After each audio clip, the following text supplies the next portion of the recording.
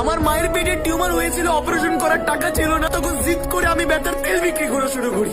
আমি মুম্বাই দিল্লি শহরে রাস্তাঘাটে ঘুরে ঘুরে, ফুটপাতে ঘুরে ঘুরে বেতার তেল বিক্রি করি। মানুষের হাতে লাঠি খেয়ে, গুতা খেয়ে, গালি খেয়ে বেতার তেল বিক্রি করি।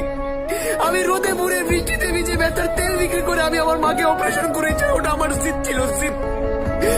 আমি কসম কেটেছি যে আমার রক্ত বিক্রি করে হলো আমি আমার আম্মাকে ভালো রাখবো। আমার ফেসবুক থেকে আমার ইনকাম আসতো, আমি ভেবেছিলাম আমি আর এই বেতার তেল বিক্রি করবো না, এখন থেকে ভিডিও কন্টিনিউ করবো, আর এইভাবে আমি আমার ফ্যামিলি চালাবো। কিন্তু কিছু মানুষের বদনজর, কিছু মানুষের হিংসার কারণে আমার আইডি নষ্ট হয়ে গিয়েছে। একটা আইডি নষ্ট হয়ে গেছে, ইটস ওকে। দুটো আইডি নষ্ট হয়ে গেছে, ইটস ওকে। ভাই, আমার মা 5 ওয়াক্ত নামাজ পড়ে, 5 ওয়াক্ত নামাজের সাথে আবার 8 রাকাত করে এক্সট্রা নফল নামাজ পড়ে তার সন্তানের শুভ কামনার জন্য। তাহলে মনে রাখবা, আমি তার সন্তান। আমি পড়ে তো যাবো, কিন্তু ভাঙবো না। আমি জিদ, আমি দেখাবো আমি আমার জিদ। আমার আল্লাহ আমার মাকে ভালো রাখবে, কিন্তু